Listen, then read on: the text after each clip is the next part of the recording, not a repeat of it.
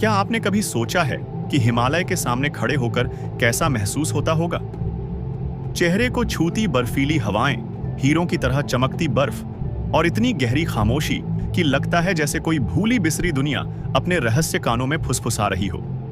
सोचिए, इन्हीं विराट पर्वतों के भीतर छुपी है एक गुफा, लेकिन यह कोई साधारण गुफा नहीं। ऋषि मुनि, संत और यहां तक कि आधुनिक खोजी भी इसे साधारण नहीं मानते। यह गुफा इतनी रहस्यमयी, इतनी पवित्र मानी जाती है कि कहा जाता है यहीं छुपे हैं देवताओं के रहस्य। यही है कैलाश गुफा का रहस्य। कैलाश पर्वत, जिसे भगवान शिव का निवास कहा जाता है, केवल एक पर्वत नहीं है। यह हिंदू, बौद्ध, जैन और बोन परंपराओं में पूजनीय है। हजारों सालों से यात्री इसकी परिक्रमा करते आए हैं, इसके नीचे प्रार्थना की है और उस दिव्य उपस्थिति को महसूस किया है जिसे शब्दों में समझाया नहीं जा सकता। लेकिन इस पवित्र पर्वत की छाया में छुपा है एक ऐसा किस्सा जिसे बहुत कम लोग जिक्र करते हैं। एक रहस्यमयी गुफा जहां हकीकत और मिथक एक दूसरे में घुल जाते हैं। प्राचीन ग्रंथों में लिखा है कि इस गुफा में कभी देवता मनुष्यों के बीच आए थे। कुछ लोग तो यह भी मानते हैं कि यह गुफा एक दूसरी दुनिया का द्वार है, हमारी दुनिया और किसी उच्च लोक के बीच एक गुप्त मार्ग। जरा सोचिए, कितना अद्भुत होगा यह विचार कि हिमालय की इस खामोशी में कहीं एक ऐसा द्वार छुपा है जो अनंतता तक ले जाता है। लेकिन सवाल यह है, इतनी सारी कहानियां इस गुफा के बारे में दब क्यों दी जाती हैं? क्यों जो यात्री इसे ढूंढने निकलते हैं वे अक्सर चुप लौट आते हैं, या फिर कभी लौटते ही नहीं? इन जमी हुई चट्टानों में आखिर ऐसा क्या सच छुपा है जिसे दुनिया शायद जानने के लिए तैयार नहीं है? आज हम इस रहस्य की यात्रा पर साथ निकलेंगे। अगले हिस्सों में हम इतिहास, शास्त्रों और चश्मदीद गवाहियों से जानेंगे कि कैलाश गुफा सच है, एक अनसुलझा रहस्य है, या फिर एक ऐसा दिव्य सत्य जिसे समझना इंसानों की हद से बाहर है। तो चलिए गहरी सांस लीजिए, क्योंकि यह सिर्फ एक कहानी नहीं, यह एक निमंत्रण है।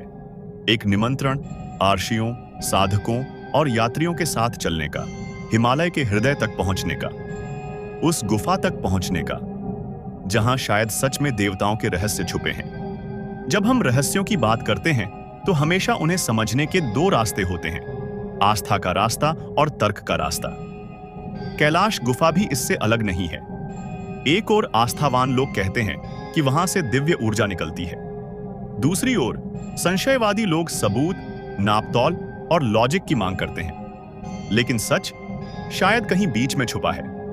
प्राचीन भारतीय ग्रंथों जैसे पुराणों और तांत्रिक शास्त्रों में वर्णन है कि कैलाश के नीचे ऐसी गुफाएं हैं जहां ऋषि गहन तपस्या करते थे। कई कहानियां तो ये भी कहती हैं कि वे ऋषि गुफाओं में प्रवेश किए और फिर कभी लौट कर नहीं आए। सवाल उठता है, क्या वे पर्वत की गोद में समा गए या उन्होंने कोई ऐसा मार्ग खोज लिया जो हमारी आंखों से छुपा है? तिब्बती बौद्ध परंपराओं में कैलाश पर्वत को ब्रह्मांड का केंद्र कहा जाता है, एक्सिस मुंडी, कॉस्मिक स्तंभ। लामा कहते हैं कि इस पर्वत के भीतर ऐसे गुप्त मार्ग हैं जो शंभाला तक जाते हैं, एक रहस्यमयी लोक जहां सिर्फ ज्ञान और प्रकाश है। जरा सोचिए, अगर कैलाश गुफा कोई कल्पना नहीं बल्कि उन्हीं मार्गों में से एक है, तो क्या सचमुच यह देवताओं या सिद्ध आत्माओं के आने जाने का द्वार रहा होगा? आधुनिक खोजकर्ताओं ने भी अजीब अनुभव बताए हैं। 20वीं सदी में कुछ पर्वतारोहियों ने कैलाश चढ़ने की कोशिश की थी। उन्होंने दावा किया कि समय वहां जैसे बदल गया था। कुछ ही दिनों में उनके बाल बढ़ गए, नाखून लंबे हो गए, मानो पर्वत ने वास्तविकता की परिभाषा ही बदल दी हो। अब सोचिए, अगर सिर्फ पर्वत के पास ऐसा असर होता है तो गुफा के भीतर क्या हो सकता है? लेकिन चीन सरकार, जो आज तिब्बत को नियंत्रित करती है, ने कड़ी पाबंदियां लगा रखी हैं। किसी को कैलाश पर्वत पर चढ़ने की इजाजत नहीं है, किसी को इसके नीचे खुदाई या खोज की अनुमति नहीं। कारण बताया जाता है कि यह धार्मिक सम्मान की बात है, लेकिन कुछ लोगों का मानना है कि सच्चाई इससे कहीं गहरी है। शायद कुछ खोजा जा चुका है, कुछ ऐसा जिसे दुनिया के सामने लाना खतरनाक हो सकता है। और अब आता है सबसे रहस्यमय हिस्सा। तीर्थ यात्रियों का कहना है कि अगर कोई गुफा के पास बैठकर ध्यान लगाए तो एक हल्की गूंज सुनाई देती है। न वह हवा की आवाज होती है, न पानी की। वह कंपन जैसी ध्वनि है, जो सीधे आत्मा को छूती है। विज्ञान इसे कल्पना कहकर टाल सकता है, लेकिन जब हजारों लोग एक जैसी बात कहें तो क्या यह सिर्फ भ्रम हो सकता है? कैलाश गुफा सिर्फ पत्थरों और अंधेरे की कहानी नहीं, यह उस संभावना की कहानी है जो हमारी समझ से परे है। यह सवाल उठाती है, क्या हम सचमुच अकेले हैं? क्या जीवन वही है जो हम देख पाते हैं, या फिर किसी बर्फीली गुफा के भीतर हमारे और देवत्व के बीच कोई छुपा हुआ संबंध सो रहा है? किंवदंतियां अक्सर अपने भीतर किसी न किसी सच का अंश छुपाए होती है, और जब बात कैलाश गुफा की आती है तो वहां के स्थानीय लोगों और यात्रियों की कहानियां इस रहस्य को और गहरा बना देती हैं। कैलाश के तलहटी में रहने वाले ग्रामीण पीढ़ी दर पीढ़ी सुनाई जाने वाली दास्तानों का जिक्र करते हैं। वे कहते हैं कि कभी चरवाहे भटकते हुए पर्वत की ढलान पर पहुंचे और एक छिपे हुए द्वार पर जा पहुंचे। वहां उन्होंने गूंजती हुई आवाजें सुनी, मंत्रों जैसी धीमी लयबद्ध ध्वनियां। लेकिन जब उन्होंने उस जगह को दोबारा खोजने की कोशिश की तो प्रवेश द्वार गायब हो चुका था, मानो पर्वत ने खुद उसे सील कर दिया हो। कुछ यात्री ध्यान करते समय विचित्र दृश्य देखने का दावा करते हैं। उनका कहना है कि उन्होंने चमकते हुए आकृतियों को गुफा में प्रवेश करते देखा जो अंधेरे में खो जाती थीं। कुछ लोग ऐसे स्वप्नों का जिक्र करते हैं जो जागृत जीवन से भी ज्यादा वास्तविक लगते थे। गहरे भूमिगत जाते सीढ़ियों के, चमकदार क्रिस्टल से बने विशाल कक्षों के, और उन आवाजों के जो उन्हें उस रोशनी की ओर बुला रही थीं जो कभी बुझती नहीं। क्या यह सब पतली हवा और थकान से उपजे भ्रम है? शायद। लेकिन जब हजारों लोग एक जैसी बातें सुनाते हैं, एक जैसी ध्वनियां, एक जैसे दृश्य और वही रहस्यमय एहसास कि पर्वत जीवित है, तो क्या यह सचमुच सिर्फ कल्पना हो सकता है? इन कथाओं का एक डरावना पहलू भी है। कुछ खोजी जो पर्वत का नक्शा बनाने निकले कभी लौट कर नहीं आए। उनके परिवार हमेशा उनकी राह देखते रह गए, और जो लौटे वे पहले जैसे नहीं रहे। वे कम बोलते, उनकी आंखों में अजीब सी दूरी होती, जैसे उन्होंने कुछ ऐसा देखा था जिसे शब्दों में नहीं कहा जा सकता। 1980 के दशक का एक यात्री अपनी डायरी में लिखता है, यह पर्वत देखता है, गुफा बुलाती है, लेकिन एक बार उसकी पुकार सुन ली तो लौटकर कभी वैसा नहीं रहा जा सकता। वह डायरी वर्षों बाद एक मठ में मिली और भिक्षुओं ने उसे चेतावनी के तौर पर सुरक्षित रखा। सबसे अद्भुत बात यह है कि अलग अलग धर्म, अलग अलग देवताओं का संबंध इसी पर्वत और गुफा से जोड़ते हैं। हिंदू मानते हैं कि यह शिव का निवास है, बौद्ध इसे देवता देमचौक का घर कहते हैं, और जैन इसे अपने पहले तीर्थंकर की मोक्ष भूमि मानते हैं। सोचिए, इतनी अलग परंपराएं, इतनी अलग मान्यताएं, फिर भी सबकी उंगली एक ही पर्वत और एक ही रहस्यमयी गुफा की ओर उठती है। क्या यह संयोग है? यह सोचने पर मजबूर कर देता है कि कहीं कैलाश गुफा सिर्फ एक मिथक न होकर एक आध्यात्मिक केंद्र तो नहीं, एक ऐसा स्थान जहां दिव्य ऊर्जा इतनी गहरी है कि हर संस्कृति, हर धर्म उसकी ओर खींच आया। शायद यही कारण है कि कोई भी धर्म इसे पूरी तरह अपना नहीं पाता, क्योंकि यह किसी एक का नहीं, बल्कि कुछ और बड़ा है, कुछ सार्वभौमिक। और दोस्त, यह हमें इस रहस्य के और करीब ले आता है, क्योंकि जितना ध्यान से सुनो उतना साफ लगता है कि कैलाश गुफा केवल पत्थरों और बर्फ की कहानी नहीं, यह एक दर्पण है जो हमारे गहरे भय, हमारी सबसे बड़ी आशाओं और शायद मनुष्य और देवत्व के बीच उस शाश्वत संबंध को दिखाता है। लेकिन रुकिए, कहानी यहीं खत्म नहीं होती, क्योंकि आधुनिक वैज्ञानिक भी अपने सारे उपकरणों और सिद्धांतों के बावजूद यहां ऐसी गुत्थियों से टकराए हैं जिनका कोई जवाब नहीं। विज्ञान अपनी उपलब्धियों पर गर्व करता है कि उसने कितने रहस्यों को सुलझाया है, लेकिन जब बात कैलाश पर्वत और उसकी रहस्यमयी गुफा की आती है तो विज्ञान भी मानो चुप हो जाता है। भूवैज्ञानिक मानते हैं कि कैलाश पर्वत हिमालय की अन्य चोटियों से बिल्कुल अलग है। इसका पिरामिड जैसा परफेक्ट आकार, चारों दिशाओं के साथ इसका सटीक संरेखण और इसके चारों ओर का अजीब विद्युत चुंबकीय क्षेत्र, ये सब साधारण प्राकृतिक विशेषताएं नहीं लगती। कुछ रूसी वैज्ञानिकों ने तो यहां तक कहा कि कैलाश असल में एक मानव निर्मित पिरामिड हो सकता है जो किसी भी ज्ञात सभ्यता से पुराना है। सोचिए, अगर यह सच है तो क्या यह एक प्राचीन संरचना है जो प्रकृति नहीं बल्कि किसी महान सभ्यता ने बनाई थी? सैटेलाइट तस्वीरों में पर्वत के चारों ओर अजीब पैटर्न दिखाई देते हैं, मानो वृत्ताकार घेरे हों। कुछ लोग मानते हैं कि कैलाश सिर्फ पर्वत नहीं, बल्कि एक विशाल ऊर्जा जाल का हिस्सा है, और शायद उसके नीचे की गुफा इस जाल का केंद्र है, जहां से ऊर्जा का प्रवाह धरती की धड़कन की तरह होता है। फिर आता है इंसानों पर इसका असर। जो यात्री 52 किलोमीटर की पवित्र परिक्रमा करते हैं, वे अक्सर अद्भुत अनुभव बताते हैं। कुछ को अपार आनंद की अनुभूति होती है, कुछ थक कर गिर जाते हैं, और कुछ को ऐसे दृश्य दिखते हैं जिन्हें विज्ञान नाप नहीं सकता।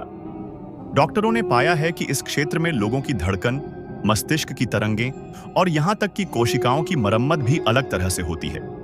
सबसे चौंकाने वाली रिपोर्टें चुंबकीय और रेडियो तरंगों के अध्ययन से आती हैं।